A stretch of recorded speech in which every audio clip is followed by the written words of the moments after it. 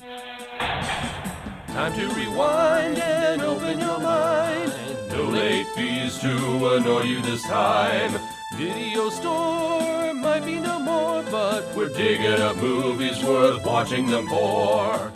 Welcome to Video Store Graveyard, where we dig up old movies and let you know whether or not it's worth watching or we need to put back in the grave or somewhere in between sometimes. As always, I'm Tex. I'm Andrew. And I'm Dano. And today our review is going to be about Starship Troopers. And heads up to anyone who hasn't heard us before, we do spoilers. So if you haven't seen this movie, spoiler alert. And so, Starship Troopers, 1997, sci-fi action / a little bit of comedy / a little bit of horror. This was directed by Paul Verhoeven. I hope I'm saying his name right. For those of you who don't know who he is, he's really famous for, among other films, RoboCop, and this movie, and I'm sure one of y'all will get into more of his movies. Starring in this movie, we have Casper Van Dien, Denise Richards, Dina Meyer, Jake Busey, Neil Patrick Harris, Clancy Brown, one of Andrew's favorites, Seth Gilliam, Michael Ironside, Rue McClanahan, and a bunch of other people. Brenda Strong, if you're all Brenda Strong fans, she's in this. And Amy Smart is in this. I'm a big fan of hers. If you like Breaking Bad, what's his name's in it? Or Better Call Saul, whatever. Dean Norris. So, yeah, 1997 Starship Troopers. Dano and I had seen this movie before. Andrew had not. So, with that being said, Andrew, why don't you tell us a little bit about how your general thoughts about this movie? I think this is a very unique little film. It's similar in the vein of RoboCop, as the structure is kind of similar with the commercials that are spritzed out throughout the film. And I think that's a style by the director himself. But in general, I think this is a very interesting and unique film because it stars a lot of people who went on to do bigger things, such as Clancy Brown, who went on to be Mr. Krabs in SpongeBob SquarePants. We also have Neil Patrick Harris, who went on to do things such as How I Met Your Mother. He's not very much, though. I do want to note that before I continue going on. We have Denise Richards, who became a very big actress later on in her career. Casper Van Dien, I did not know very much about him going into this film, but he, quite frankly, was kind of cool. But what's unique about this movie is it's kind of a comedy, but it's more of a serious, action-y drama type movie with comedy spurts out throughout the whole thing. Whereas something like RoboCop does kind of have the similar thing, but that's more taken seriously. Maybe you guys can debate me on that if you'd like. Sure, I will here anytime you want me to. You're not wrong. Dan, I want to hear your thoughts, All right, well, I'll go ahead and share them if you want. Let me backtrack a little bit before I get too much into the debate of how much satire this is. I thought this had way more satire in it than RoboCop. I agree. And it's like a giant, great infomercial. At the time this came out, I was, I guess it was like 1997 November. I had just graduated high school, so I went and saw this in the theater. Right after my birthday, November 5th, 1997, I just turned, I guess that would have been, that would have been turning 18. And, I went and checked out this movie and enjoyed the hell out of it. And it was so crazy and over the top. And, the whole philosophy of violence it was meant to be, it's satirical, but at the time I was thinking to myself, wow, this is pretty good idea right here. Co-ed showering scene. We'll get into that a whole lot in a little bit. And just that's because the myth about that, what's not a myth, but the true story of that. And I want Tex to tell that story. But okay. I enjoyed everything about this. Of course, Neil Patrick Harris as the psychic guy, Casper Van Dien as the You may not have heard about Casper Van Dien too much because he kind of went and disappeared and did, I think, a few Christian motion pictures and then a few B What? movies. He did Tarzan. And then Tarzan. But still, when Okay. he's one of the only ones that ever returned back to do the sequels to this. Well, hold on. The chick who played Diz was also in the 3D animated movies as well. That's also worth noting. Oh, okay. I didn't even know about 3D animated movie with Disney. Well, that was a Korean sequel that they did later on that I think was kind of a prequel, but not really. I don't know. It's confusing. Casper Van Dien's the only one that came back for part 3 that I know of, and that has made kind of his career out of being known for Starship Troopers. Of course, yes. And then, of course, Amy Smart went on to do some other things, and Denise Richards did some other things, and everybody did some other things. My show stealer was Michael Ironside. I love him as the teacher, Gene Razjak, Roughnecks, and as the drill. I mean, he leads the main military unit. He's a total badass, and he has maybe the best line in movie history or Video Store Graveyard. To say it with a straight face. Nobody did it better. Michael Ironside delivers the line, "It sucked his brains out."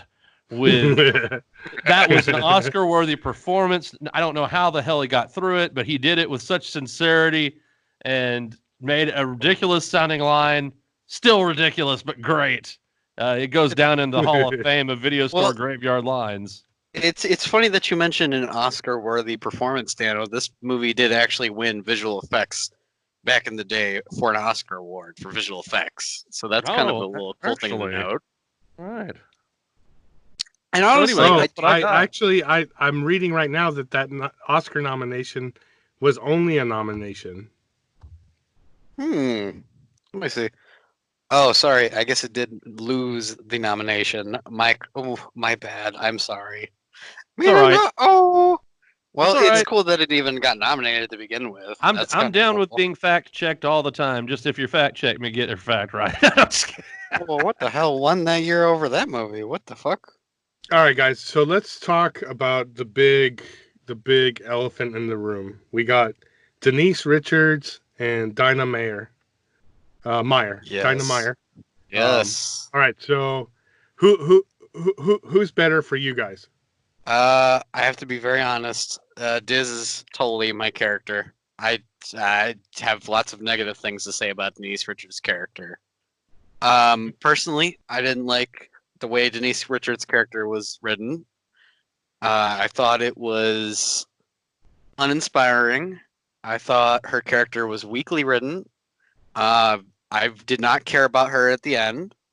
And desperately, they want you to care about her as a independent character. And in my opinion, I did not see it that way. And I thought Diz was just so much of a better character. Like the way she was written, everything about her. I liked everything from beginning to end about her character. She clearly cares about the main character from beginning to end. She does not change her opinion of the main character from beginning to end of her story arc. And I just thought Denise Richards was giving her all, but personally, I didn't like the way her character was written. And you guys can go debate me on it if you'd like. I want to hear your opinions. All right. I will say this: at the time I was watching it, Dina Meyer as Diz, at that point in my life, was very important, and and I think her character at the time I watched it. She's more of the badass. She's Diz kicks ass, and of course she's the romantic interest. But she's always been second fiddle because Johnny Rico doesn't seem to notice. He only wants to go after Carmen. Now, yes, I will say this: I do disagree with you on this about the character of Carmen being not well developed and well written, because she's exactly in some ways. And Tex, I know we're going to fight about this, but in actuality, her character is better for the independent woman angle than anybody else. She is the one that's the career woman. It's not being held back. She's not like Diz following her like high school crush around in the military. Of course, that's not why she did it. Don't tell Diz I said that. But that's the way it looks. I'm going with I prefer Diz as a character, yes, but I think that the powerful woman of Denise Richards not being held back, being a badass fighter pilot, basically punking the co-pilot rival guy, uh, and um, and beating Amy Smart in a race by sliding down the stairs, using ingenuity to her advantage. You've got to think fourth dimensionally if you're going to be a fighter pilot. And so I do prefer the Diz character, but I'm not hate. I don't have the hate that I had for Captain Cameron Ibanez as I did when I was an 18-year-old boy in the movie theater. See, maybe it's my age difference that I don't like her character, and maybe when I get older, I will like her character. But as of standing right now, as of watching the movie once, I don't know. I I didn't really like her don't think character any of the very much. characters are all that likable, all things considered. I mean, the society they live in, ideally. Doogie Howser was pretty Dizzy likable. was. Dizzy, Diz. Well, Diz I is mean, a but pretty they're good all character. a bunch of military fascist regime. All right. Go kill these people All right. things. All right. So, as far as Denise Richards, okay. So just to let our listeners know, and I hope that I can speak for Dano on this because we were both kind of excited. I thought we all watched this together online, like we all hooked up online and synchronized the movie and watched it at the same time together for Andrew because he had not seen it. I was excited to get to watch it along with Andrew and Dano was too. And so during the process of watching it with you guys and listening to some of the comments about Denise Richards in particular, but also with Diz as well, I came to a different opinion about Denise Richards' character while watching it with you guys. Instead of having, because we started watching it, and Dano and I would make a couple of snide remarks about how she was a tease, and she's just like like, ooh, like you don't really care about Rico, but after, like, by the time we got into the halfway mark, I think Dano had made a comment about how she's a career woman and how she's independent, and you know what, that sunk in with me, and I had never really considered that, and I kind of agree with Dano on Denise Richards' character being career minded. She wants to improve her. She wants to be a pilot. She wants to be the captain of the starship. She, in order to do these things, she has to make decisions that aren't liked by everyone. And so even though she may come across as a tease in some scenes, I have to say that she now, reevaluating how I felt about her, and my agreement with Dano, I do feel like she's not as big of a tease as I always made her out to be all these years. And to be fair, Diz is she's a little bit of a homewrecker. She knows damn well that Denise Richards and Casper Van Dien's characters, she knows that they're boyfriend girlfriend. She knows that. Yet she still tries to seduce Rico. She does everything she can to try and get him into bed, knowing he has a girlfriend, seeing how devoted he is to her. So if we're gonna point fingers at Denise Richards, we kind of got to point a little fingers towards Diz as well. I never thought of it that way. Because everything I said is indisputable. You can't argue with it. She did know that they were together as a couple, and that did not stop her. Now, to be fair, though, what happened later wrong, or does it? No, the story evolved. Denise Richards' character, Carmen, went on and she became her pilot. Diz ended up getting Rico, and it all worked out in its own flowy way.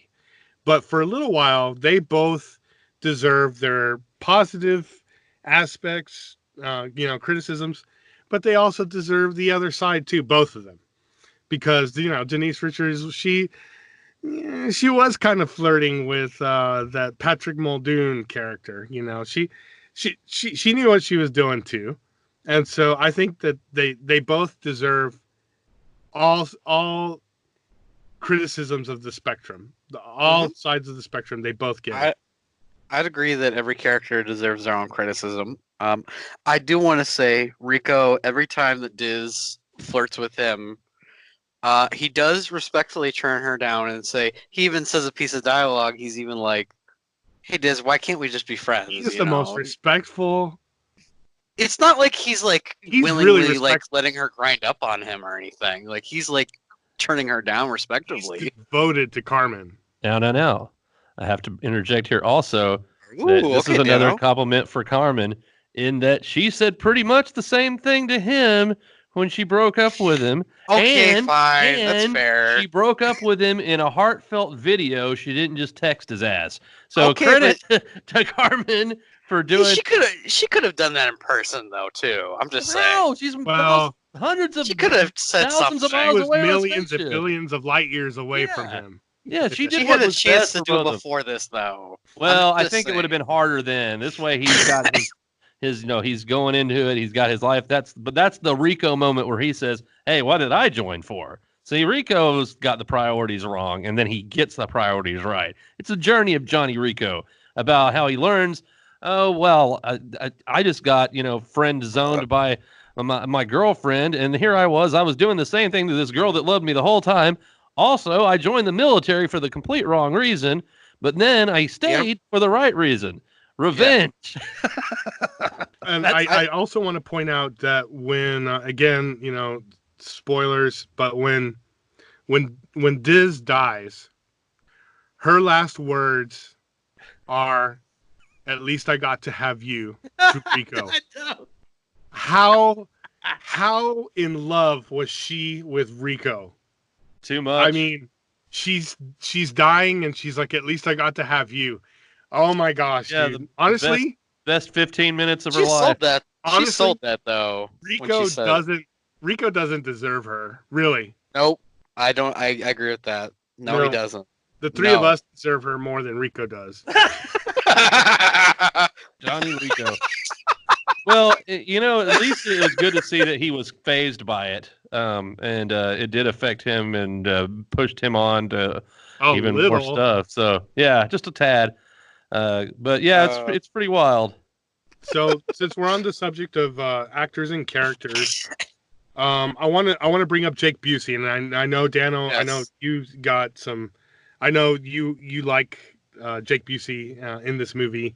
But him being in this movie really brings this sense of lightheartedness. He turns the serious situations into the more humorous, comic.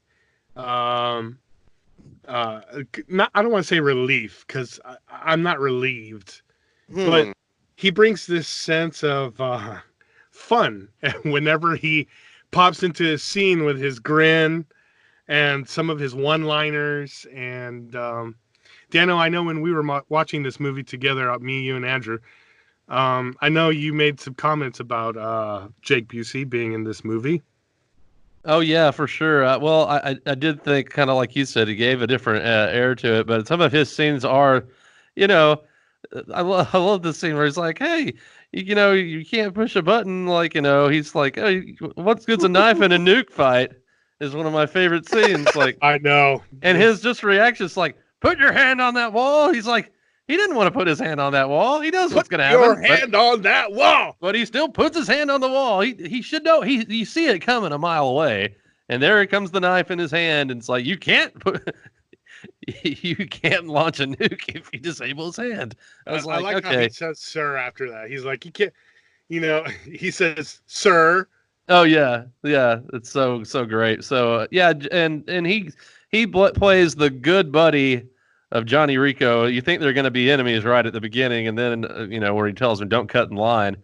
But then but here's the thing. Do you notice this though? Here's the thing. For a second there, he's like, I think we're going to be buddies after all. He did cut in line anyway. No. They pushed him back. Well, they finally did, but at first it was like, oh, okay. It was almost like Johnny was going to let it go just because he was being nice to him. Anyway. Wow. That's a deep conversation right there.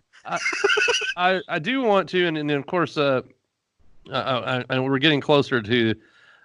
Tex, go ahead and tell us. As only you can describe things a certain way. The shower scene. Let's go. Yeah. So there you go. Finish. So Paul Verhoeven had a hard time getting, from what I understand, getting his actors to agree to come out naked on this scene. And so from what I understand, he got naked and got them comfortable by look, here, I'm naked. And everyone had a little giggle and they got naked. And so this shower scene proceeds. And honestly, this is a timeless scene. This was way ahead of its time as far as I'm concerned. Having all these men and women in the story. And so this is set in the future, right? I don't know if we even mentioned that, but this is all set in the future. And in the future, you can't have a baby unless you serve in the military. I think that's what I understand. There's a whole bunch of things you can't do unless you serve in the military. And so in the military, they have co-ed showers. And so all these actors are butt naked and they play off each other because they're having a conversation while they're in the shower. And I think it's amazing that they were able to get naked and have this conversation / actor dialogue that they had to go through. And I give Paul Verhoeven a lot of credit for realizing his leadership role to get his quote employees comfortable enough to do what was required of them by doing it himself. That's a good director right there. So it was a reverse Harvey Weinstein, basically. Yeah, okay. I can see that sort of. Instead of making everybody feel uncomfortable, he made them feel comfortable by going like, "Hey, I'm doing it. See, it's okay, guys." Well, they said, they basically told him we're not going to do it unless you do, and he's like, fine. So he stood down and we're going to do it. It's like, let's get this shot, and everybody can quit whining and we go home. As far as I'm understanding, Denise Richards was one of the few who said, "No, you can't pay me enough to do that. I'm not going to do it." Well, she wasn't. It wasn't for that scene. They had another scene with her, but she wasn't part of that situation. But there was another scene that she didn't want to do at that time, I don't think. But and this is a character by character basis, and I thought that was a interesting scene. The idea of the co-ed military showering and everything together, very old school warrior. Once again, part of this militaristic culture that views violence as a virtue. That's the scene that is set for this, and then, of course, Starship Troopers is based on a series of books. Yes. And they really did a good job of capturing kind of that humor and that, but also it's a satire.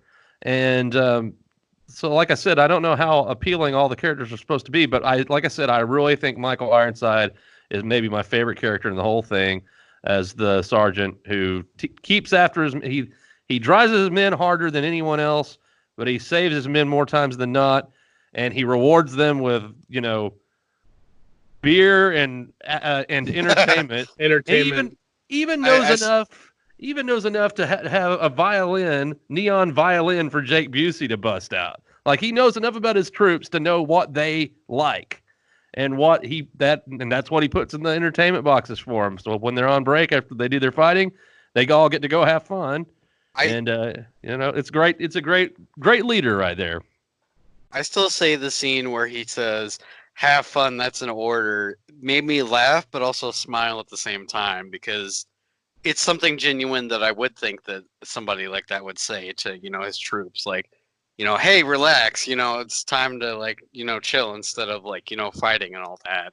That was kind of a little, nice little thing that they put in there. For sure. I do like. I got to say that one of my favorite scenes in the shower scene is when Diz walks in, because Diz is not there for most of the scene. She comes in at the very end when they're asking what Rico's story is, because the character who wants to be a writer is asking everyone questions, which I think is brilliant to get through this scene. The dialogue in the co-ed naked shower scene is probably not the easiest thing to come up with for you to, as an audience member, to, I guess, one, take seriously, two, not be like, this is stupid. But having a character who wants to be a writer come in and ask everyone questions equally was a great neutralizer, I thought, for the exposition of this scene. So when Diz comes in at the end, they're trying to find out why. The whole question that the writer is asking everyone is like, why are you here? Why did you join up for military service? And so Rico's the last one that he's asking, and Rico is, he's a little annoyed. He's like, what's your problem? Why don't you mind your own business? Why are you asking all these questions? Then that's when Diz walks in. Diz walks in with her beautiful self, walking in, and she says, and then they're like, "Hey, Diz, you knew Rico before this, what's his deal?" And Diz beautifully and masterfully, she just says he's here because of a girl, and the whole shower erupts. Everyone there starts, they're like, woo, oh, they're like hooting and hollering, and Rico gets pissed. He gets pissed and sour. He turns off the shower, starts walking out, and they slap him on the ass. I loved it. That's just awesome. I can't, that was probably one of my favorite scenes out of many. For sure. And then the follow up, is it you? And she Is just it shrugs you? it off, like leaves the mystery in the air. So is it or isn't it? She knows damn well. Because yeah. So anyway, so many great things to talk about, and I guess they're here shortly. We need to get to our special effects discussion. Yeah, Ooh, and before we get yes. to that, why don't we take a little break, and we'll be back here, and we're talking about special effects. I want to talk about the music too, but let's take our little break here. All right. We'll see you in a little bit. Need to get away from it all? Come to Zegama Beach on lovely Tesca Nemorosa. Stay at the beautiful Zegama Beach Resort Hotel. Enjoy nightly entertainment, soothing spa accommodations, the best food and drink, and a cascade of vacation extras that will make you forget all about the arachnid threat. Wait a minute. What's that sound? Uh-oh. Zegama Beach. Better hurry and enjoy it before it isn't there anymore. Welcome back to Video Store Graveyard, and today's episode we are discussing Starship Troopers. And before we move on, do we want to wrap up any more opinions and thoughts that we have on any of our favorite characters or actors or actresses that we had in Starship Troopers? Well, for me, I like the Clancy Brown as the sergeant. I thought he was pretty good, Now, for me, I knew him because recently I'd been playing this game called Detroit Become Human, which ironically also does take place in the future. That's a little interesting connection there. But he was more known for also later on playing Mr. Krabs and SpongeBob, Lex Luthor in the animated Superman series. But there's quite a bit of plenty of other characters I enjoy. Diz is also one of my favorites. Jake Busey as the Ace character was pretty funny as well for comedic, cases and stuff like that. You guys have anybody else you want to bring up as well? I definitely do appreciate Clancy Brown, right? That's Yes. dude, honestly, he was one that dude rocked his role. Like, I can't really see anyone else in this role. That Clancy Sergeant Zim, Yeah, Yes. man. He was a badass, honestly. He had the best timing. He had some of the best lines, the best one-liners, the best one-liners timed for like the ultimate effect of a scene. Like he got a lot of that. He was really lucky. I thought as far as writing is concerned, he got some of the best zingers. And I think it really helps that, his timing and acting is like really good. So like you can see that throughout this film that, all of his timing like was on point, and when he had to say a line, he commanded the screen whenever he was there. He sure did. And I'll do one more shout out to a great character actor and great job in this particular movie. I thought one of the stronger performances, Brenda Strong as Captain Delator, Yeah. as the head of that starship. That moment where she realizes that the worm, the bug sign isn't random, is such a critical moment. They're like, realize, oh crap, this isn't random at all. They're targeting our freaking starships and they're blowing up all around her. I thought that was one of the most effective moments in the movie as far as acting goes. And so big shout out to Brenda Strong for that. And she's known for several different things. So good job there. That was her and Michael Ironside. Probably, I preferred some of the older leadership characters in the rewatching of this. Over the years, as I've gotten older, I've related to the older characters. Wow, what do you figure? And then, so it's just one of those things. But no, those were probably my two favorite performances. And of course, always Johnny Rico does a great job of playing and I liked his parents too. The great moment where you're not supposed to laugh, but it cracks me up every time I see it now. Is the scene where he's talking to his parents, he's about to go home, and they're like, "Huh, it's not that late, is it? Is the cloud out? Like freaking asteroid just happens to be hitting them right then, the bug meteor." But I love how it just like flies over. They're just nonchalant. Huh? Wonder what's happening. 5 seconds later, we're going to war. I know. We're going to war. We're going to war. I never thought of that scene as comedic, Dano, but okay.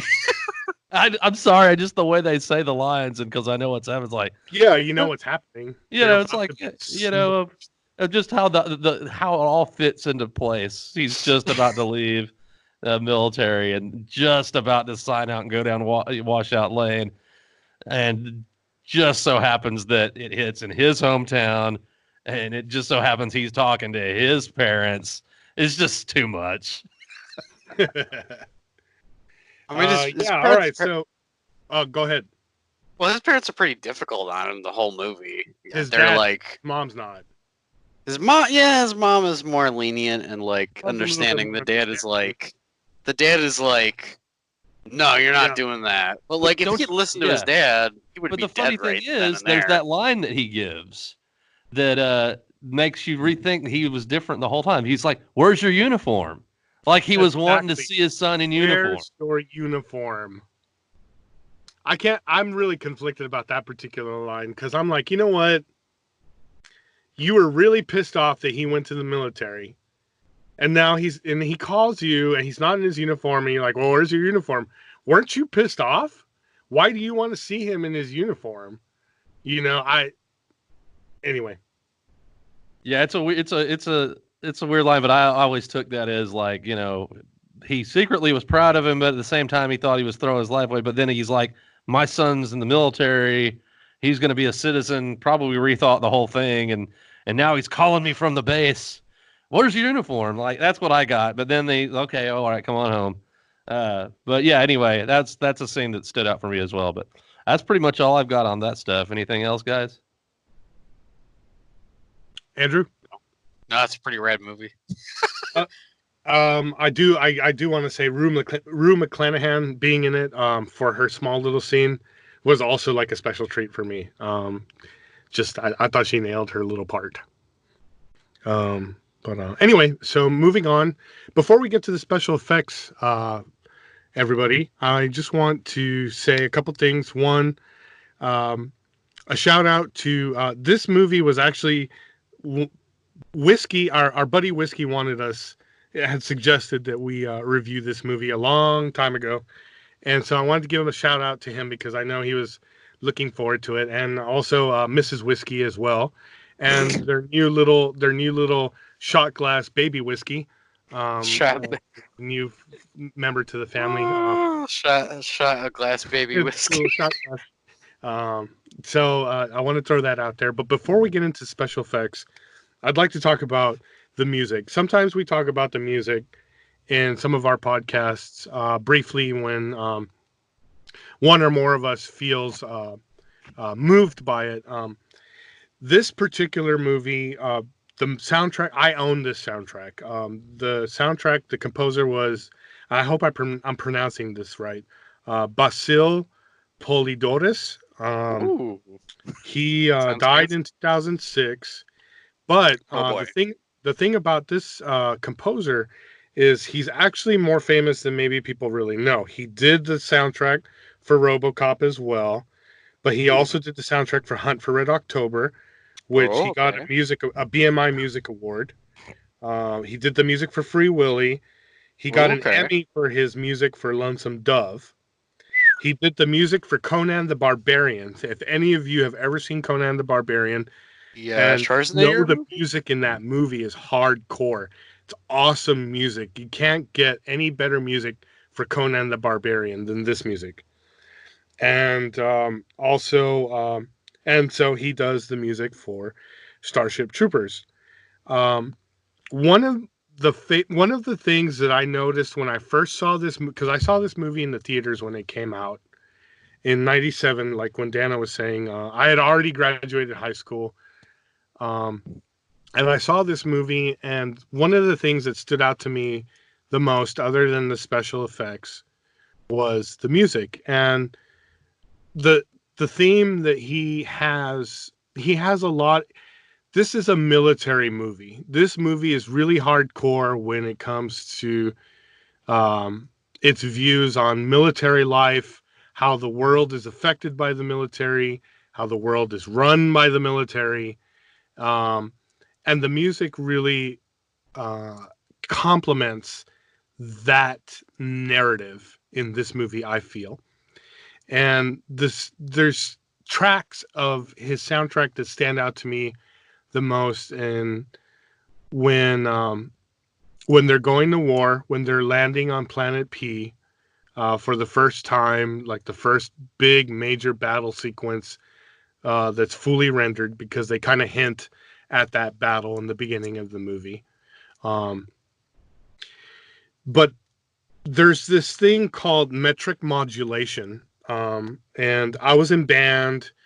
And so I'm kind of a little bit, I haven't played an instrument in a long time, but when you keep time in music, whether it's 4/4 time or 3/8 time or 1/8 time, whatever, that's the beat and the tempo that you're going with the music, 1, 2, 3, 4, 2, 2, 3, 4. This metric modulation that he does in his music, where he goes from a specific tempo and then changes the tempo. Like, I actually don't know. I tried to research his tracks to find out which tempo, what tempo numbers he changed from to what. I couldn't find it. But it's like if you're in 4/4 time, you're going 1, 2, 3, 4, and then all of a sudden you change to 1/8 time or 3/8 time or whatever it may be. And you notice it's, if you know music and you're into music, or about these kinds of things, you can hear this track change its tempo when you're listening to it. And that was one of my most favorite things. I know I'm kind of geeking out a little bit, but that was one of my most favorite things about his soundtrack, is that he had this metric that changed tempos in the middle, or unexpectedly in his tracks, that made it more appealing to my ears. Hmm. I really love that. It was worth noting because this is one of my favorite soundtracks. I mean, I have a lot. I mean, it's definitely in my top 10. I wouldn't. I don't know if I'd say it's in my top 5 soundtracks. But I would Hmm. put it in my top 10 soundtracks. the military style music that he composed for some. Okay, so the battle scene, and then the destruction of the Roger Young. I think it was the Roger Young is Denise Richards' ship that she's piloting. When that ship was destroyed by one of those plasma blasts from the bugs, it was a long sequence where we saw all, and this can lead into the special effects. That ship split in half, and they rendered the visuals so that you could see what the ship looks like when it splits in half. You see all the different levels and compartments in that ship, and it's edited so that you see people being sucked out into space, explosions, people are trying to run, and then all these explosions happening. The Roger Young being destroyed, the music that went along with that, to me, was also one of my favorite pieces. And I'm glad that I actually have the opportunity to voice that to anyone who's listening, because this guy Basil Polydouris really did a marvelous job on the music. I listen to his music quite frequently, actually. And I believe it, man. He's quite prolific. I didn't. If you had told me before, I wasn't aware of the composer, and then I'm looking at his track record, and I'm seeing all these different movies his that I'm a big soundtrack fan of the soundtracks. really Iron Eagle, He also did the Les Miserables. I don't know how to quite Les say that. Miserables. Red Dawn. I mean, he did the Red Dawn soundtrack, which is another one that's Dawn soundtrack. That's right. Yeah, another good soundtrack. And another one of this director's, Flesh and Blood, with Rutger Hauer, which may or may not have to be a movie we watch later on. But once again, not as much satire, but he did the soundtrack for that as well. And wow, just a prolific career. He has more titles under his belt. I don't know as many composers as I'd like, and I realize now I do know one, and I just didn't know it this whole time. So. Really cool stuff with the music, and dude, that's fascinating. I had no idea that you were a little bit of a band geek, and that's going to help us so much more. You should have told me. You should have told us.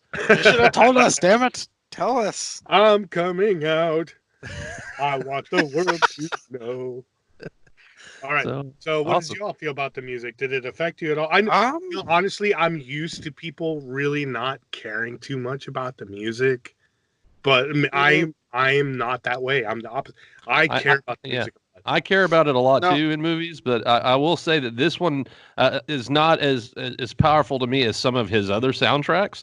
Now that I know more about the director, but it does you couldn't have the movie have the same impact without the music, without the military aspect, especially when going into combat sequences. So yeah, kudos to you. I agree. I dig the music. I'll jump in here for a second. Music in movies is quite important to me because music can shift how you feel about the movie and can, make you feel things whenever you're watching a great flick. I think it can, personally make you feel sad or, happy or, make you feel different emotions. And quite frankly, in this movie, the way that the music shifted from tone to tone did make me feel the way that I think, at least I thought that the way that the conductor wanted me to feel in a scene. That's how I felt about it. And the music is pretty rad, and I did quite frankly enjoy it. I'd have to listen to his other scores again to, get a better feel for him. But, I thought it was pretty damn good for what I heard. I would suggest the RoboCop score because if you strip down all that RoboCop stuff visually, and you're left with the music, that music is actually pretty damn cool. The Red Dawn soundtrack. And Daniel, I know you're a big fan of Hunt for Red October, right? Oh yeah, absolutely. That's probably my favorite from him. I was going to say, is that music for that movie something that you've ever noticed? Totally. That music to Hunt for October is one of the most important things about that movie. It's one of the reasons I'm so in love with submarine movies. I mean, by the end of that movie, I was humming I had that soundtrack on it. I recorded it. I didn't go buy the soundtrack because I didn't have money to buy things really that much at that time. I recorded it off of my VCR's audio output onto a cassette and listened to it almost every night when I went to sleep for many, many years, really. So, big fan of Hunt for Red October, the movie, and the soundtrack, of course.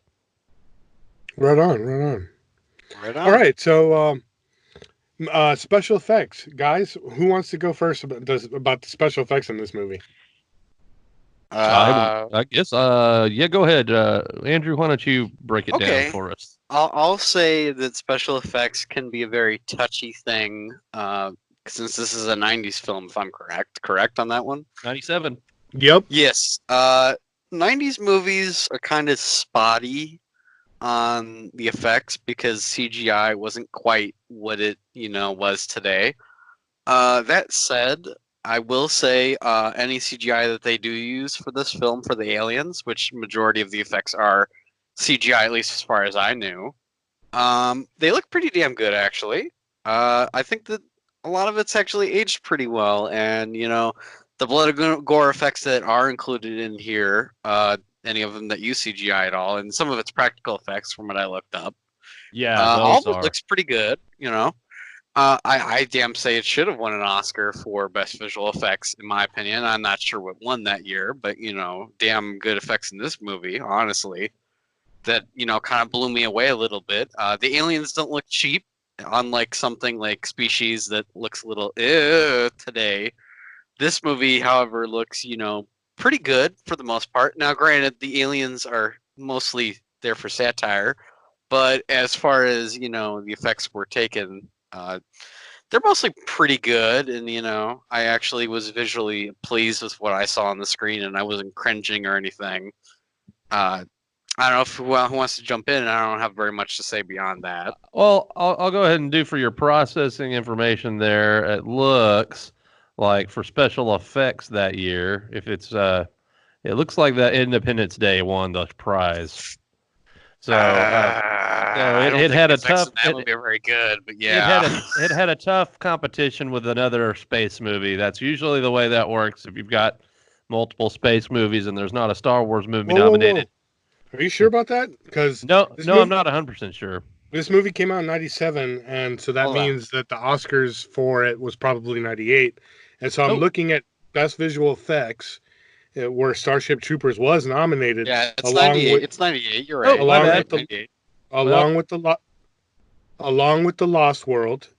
And guess what won? The Titanic. Titanic won best visual effects. Oh, okay. I don't think that visual effects in the Titanic have aged very well, but I think it's a great movie still. But That's funny. I should have known that one. I imagine that was the year I should have known that because I would have been rooting for freaking Starship Troopers and been like, why is Titanic winning everything? get I'm it. surprised I get the it. Lost World lost to Titanic. The Lost World's pretty good. I don't know. That's a hard choice. That's hard. Yeah. I get it. Titanic was a big budgeted movie that won a lot of money at the box office that year, to the point where they re-released it in 3D a couple of years ago. So I get it. The Academy is all about money at the end of the day. At least that's how I feel. They're favoritism and cronyism, just like Texas government. So, but I want to say that with special effects, Starship Troopers, I thought then, and I still feel now, that these special effects were top notch. The visuals of the bugs themselves, I feel, still hold up over time now. They were on location in Wyoming and I think it was South Dakota, where they filmed on location. And I mean, that goes a long way. When you're out there in the middle of nowhere, it comes across very beautifully on screen. And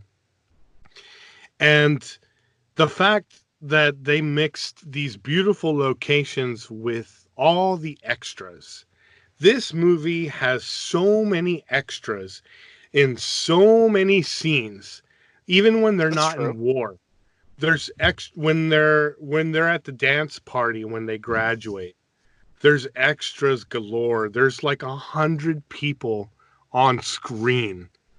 When they're signing up for the military, there's like 100 people on screen. When they're going through the training academy, there's like 200 people on screen. When they land on planet P, there's like 500 people on screen, it looks like. All the effort that it takes for a director to get these scenes to look good and work out the right way with so many people. They Not get to a lot mention of rounding up all those insects. There's not a lot of movies that I remember off the top of my head that have so many extras at so many different times in the movie. Where they pulled it off, where it looked good. It didn't look bad. It didn't look like it wasn't choreographed well. It didn't look stupid. Every time we had hundreds and hundreds of extras on screen for whatever scene, it always looked good. It looked real. It looked right. It looked like it flowed. I feel like that deserves a lot of credit because it's throughout the entire movie. Throughout the entire movie, there's so many people as extras in the scene in the background. Yeah, I agree with that. Every scene that you brought up, the visual, just the visuals of the background of where they were shooting. That's very unique that you're bringing that up because I don't quite frankly see very many movies that use practical like sets in the real life for scenery. Like the locations of South Dakota that you're bringing up. Oh, It yeah, really does look not like these they're days, on a anyway. planet, Well, at least not in a big budget movie. They won't use that. Like maybe in a small A24 budget movie, they might do that. But this was the '90s when $100 million movie budget could be used for making a scenery look like a planet. Over having set designs. And it really shows that when they use those sets, like the way that they use them, it really shows that they were taking their time and making it look like it was a different planet compared to Earth. And I feel like that's been lost a little bit in current movies these days, and you guys can chime in on that if you'd like a little bit. I will a little bit. I want to talk a little bit about the effects as well. I will say that the interesting thing is this was going on. This movie came out about the same time that Deep Space Nine Yes. and Next Generation were kind of going. So you get this other look to sci-fi movies. You get this much more gritty aspect, but you did have those effects that were being used even on regular television programs. The ship design, the CGI ship design is one of the things that I like the most. Yes. I like the way all the ships looked. I liked the way all the space battle mostly, yes, worked. I agree. I think that it still holds up pretty well, although in some ways it looks like Halo, but you know what? Halo graphics are badass. Also, that's not a diss at all. Halo is pretty cool. Exactly. And that's kind of what that reminds me of. I also, and in fact, there's a lot of things about Halo when it came out that had memories of Starship Troopers in it, especially the Marines in that. And well, from my understanding, the creators of Halo said that Starship Troopers was an inspiration for the game. Well, if they didn't, they'd be, well, of course they would. If they didn't, they'd be liars. It's all over it. But what I liked the most, in what we cover a lot here in the graveyard, are those practical gore effects. The director's very good at those, and even down to the there's that one clip of because they have the fake commercials, which is also one of my favorite things. Okay, are we gonna talk about the one where the alien kills the cow? Yes, exactly. You've got that great sequence where they show the blurred out cow, getting destroyed by the arachnid, and then it clips over to the Mormon base that they went outside the quarantine zone, and they just show all their dead bodies and all their gory. I do want to discuss that because apparently the MPPA originally they were going to show the cow being mutilated, but apparently the MPPA said no, we're going to give you an X rating if you show that.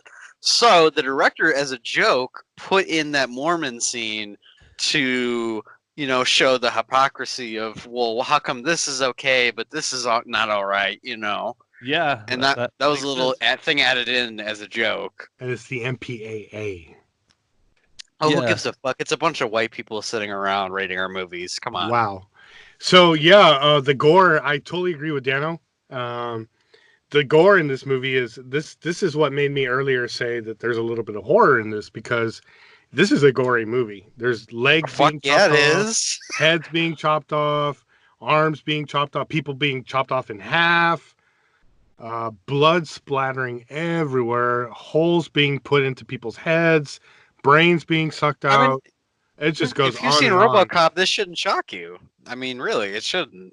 Who says I was shocked? I'm not shocked. No, I This know. is I'm just great. kidding. That was a statement not for you, Tex. I apologize. That was not for you. That was just for like everybody else in general who's like, "Oh my, aliens cutting up people." Well, if you'd watched RoboCop or Total Recall, you would not be surprised. I do like the 5 minute, and even though those were not really practical effects so much at the very beginning, but you're right after the opening credits, and you have that scene with the guy that's videoing everything of the landing on Clondafu. Right off the bat, within like a few seconds of the movie being open, you do have the arachnid rip somebody in half right in front of the camera, and so that's a hell of a way to start a motion picture. Like, oh, okay, I know it's only going up from here, man. Let's turn this sucker up to 11 and like blast off. Yep. And just so we're to get real specific about a couple of these movie locations, the Badlands is where they filmed in South Dakota, which that's what Okay. they call this area, the Badlands. And also the scenes on Clendathu were filmed in Hell's Half Acre in Wyoming. Both those locations really added to the feel of this movie. I thought, like you were saying earlier, Andrew, about how it's different when you're on when you're on sets, or if you have a green screen behind you, and it's different when you're actually at a real Right. place, in a And real place. I think this movie blends, having green screen effects that are not bad at all. They're actually great, but has the beneficial factor of, these effects were probably done after because they had the people on the sets and everything. And that's just something very unique that you don't see very often anymore. At least not done well anymore, in my opinion. Yeah, yeah. But I really feel like the special effects still hold up today.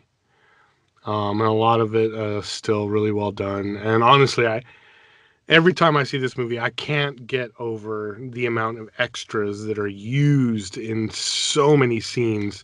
It really goes a long way, especially when some of these corny scenes with some of these corny dialogue with some of these actors, They sell it, though. a little bit, sometimes it gets a little hammy, but when you take that, into consideration with everything else about this movie, when you see these plasma bursts that these bugs shoot out of their ass, go up into space and destroy their ships. I mean, how awesome is that, dude? It really looks cool. And if you'll notice, and once again, the Halo reference, because it looks kind of like the plasma shooting out of the tanks. In Texas, this is one thing I always guess I took for granted. I never even thought so much. Next time, of course, I'm going to watch it again just because I'm excited about it, talking about it, and I watch it pretty often, maybe once a year. I never even thought about the extras. I guess I'm was so in tune with but yeah, if you think back to the scenes where they're getting the test results from their, math exam and all the students are little things like that. I never really kind of thought about just how many extras were on scene for those sequences. Yeah. I just was like in the moment. Of course, at the time I was like, I felt like I'm in high school. It looks like high school. I more so noticed them during the war scenes, but now that you're mentioning the school scenes, I did notice them there as well. They gave time to have the extras have individual lines, that we're just kind of like, oh, Yeah. hey, that's cool that they included that. You just don't see that very often anymore, Yeah. at least not to this scale. And not to mention how they rounded up all those arachnids. Like how that was a shit ton of arachnids. But Well, yeah, I ended up watching a behind the scenes how they did it. So apparently they would have like people in styrofoam like outfits like go around. Hold on a second. So like they would the effects would be done after, but they would give the actors something to act around, so they would be like, "Oh shit, it's a fucking alien." So it wasn't just, them acting over nothing. It was something unique and kind of cool that they made them do. But that was, I don't know, quite a bit of movies did that back in the day, but not quite to this scale where, like the actors felt like they were having real reactions to something that was right in front of them. yeah, and I'm actually glad to hear from both of you guys that y'all didn't necessarily notice how many scenes in this movie had so many extras in different points of this movie. It really is remarkable. It's not I'm not a director, but I can't imagine how directing so many people in a scene to do the same thing over and over and to do what you want them to do. That doesn't sound like an easy feat to me. And No, absolutely not. and and Paul does this throughout the entire movie. There are tons of extras in almost every scene. Even when they're getting tattoos and they're in that little Deep Space Nine kind of quarry there, or their little area there when they're getting tattoos. Dude, there's people everywhere. They fit in extras and everything.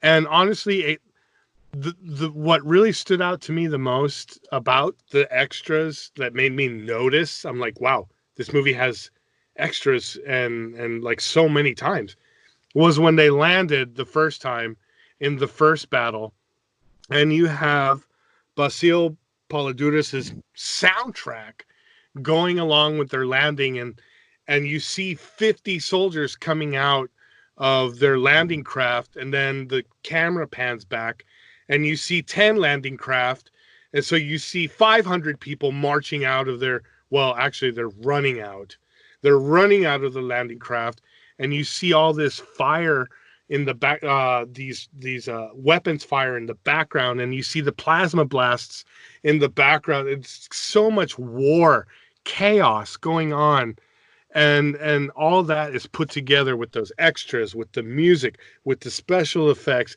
Honestly, this movie does not get enough credit for that kind of artwork. It's very artful to me. I love it.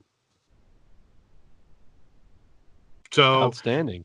so with that, I'll go ahead and you guys throw in whatever you want before you give your horns up. But I know I've expressed a lot of love for this movie, but I still have to give it just two horns up.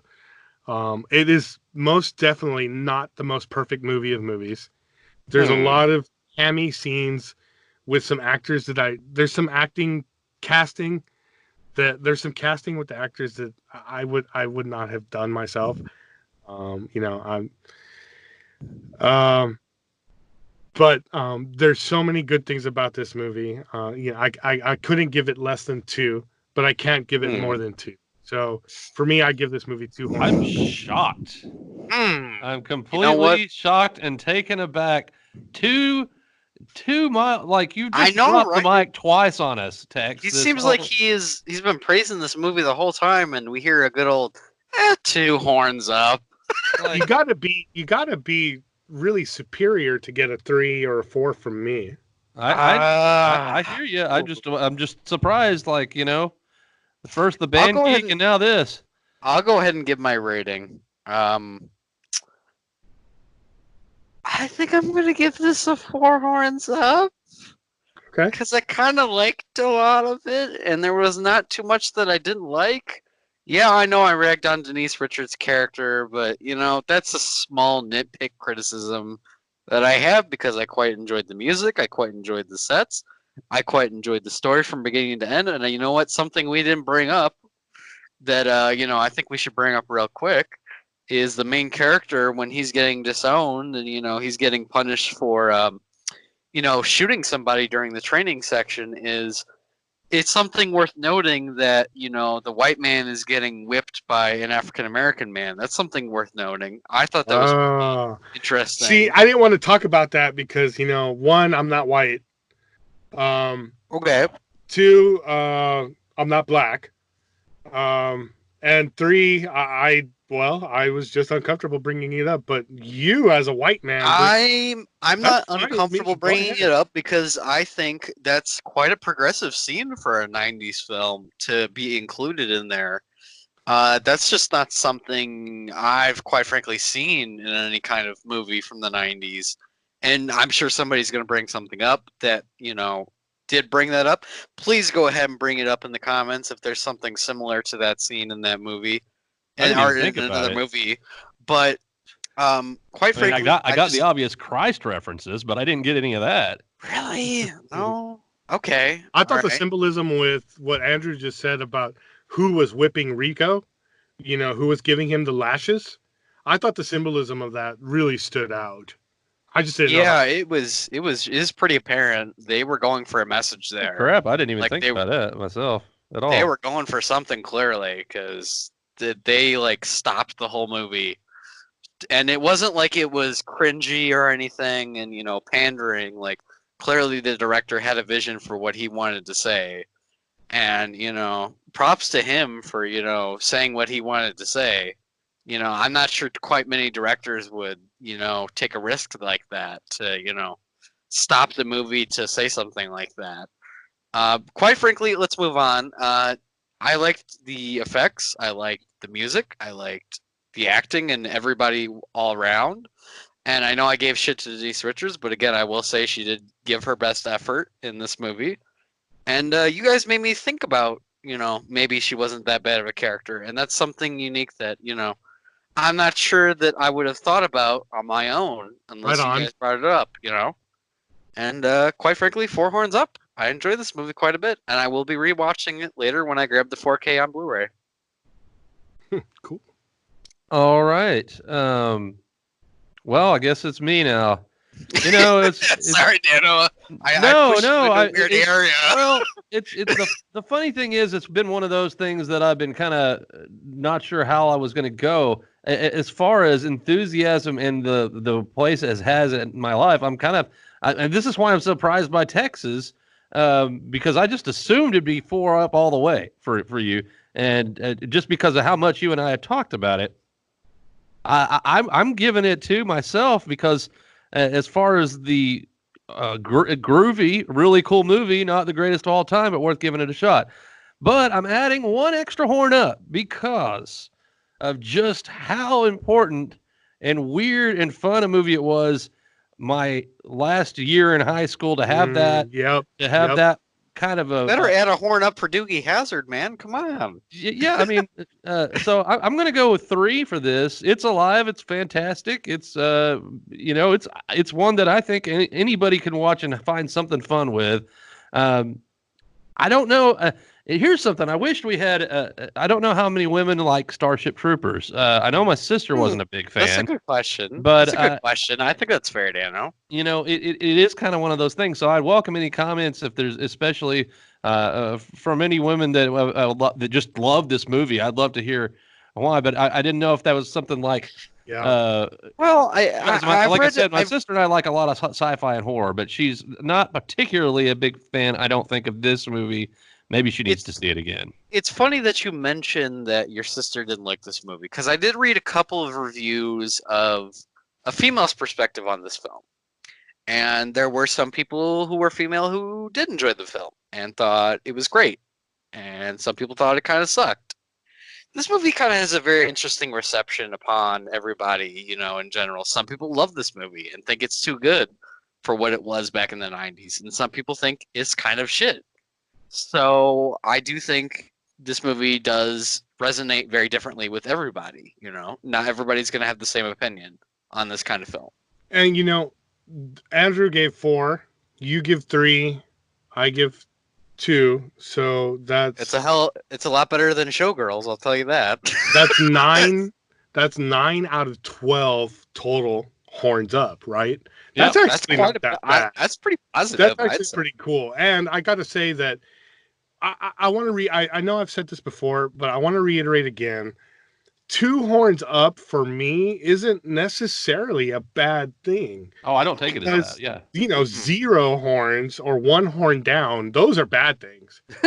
But, you know, it's like 4 and 3. I mean, you got to be kind of superior on some things.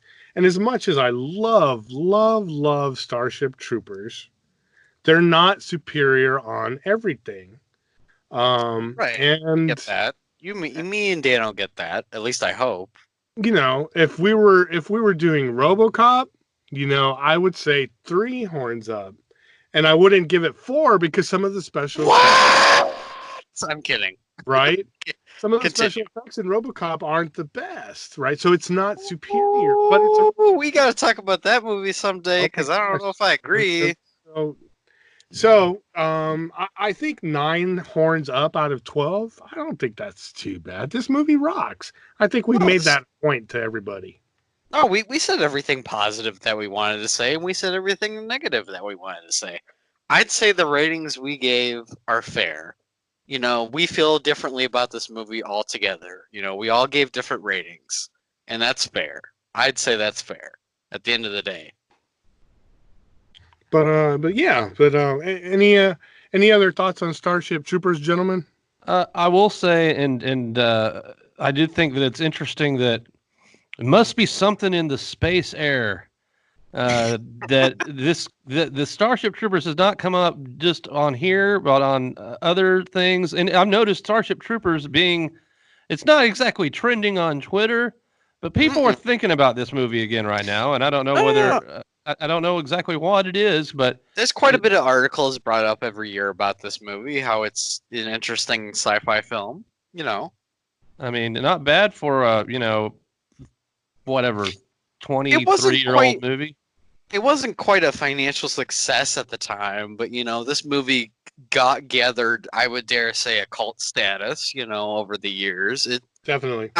I'm not going to say it financially failed, but you know, it didn't do the numbers they thought it was going to do, you know, at the time. But now people seem to love it, and you know, it's gathered, you know, sequels that are direct to DVD, and as much as you know, that might be a negative to some people. The fact that it even got a sequel at all is interesting enough, and you know, the fact that it has this fan base, you know, still existing today is kind of cool, you know.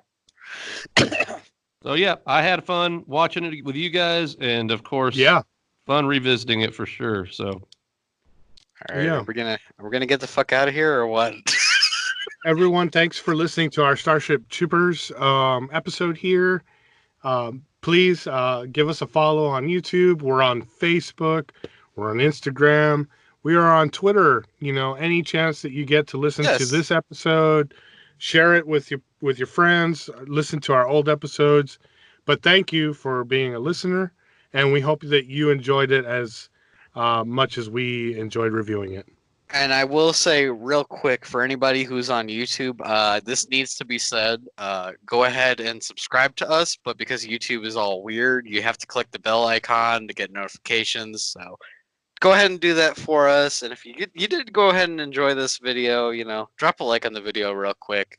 If you didn't like it, well, let us know in the comments why you didn't like it, and we'll respond to you accordingly. Anybody else got anything to say before we get out of here? Everyone fights, no one quits. Everyone fights, or I'll shoot you. All right. See, I guess we're out of here. So, Tex, you want to take us out? Yeah, everyone have a good one. Thank you for joining us on the graveyard. We'll see you later when we open the graveyard doors next time.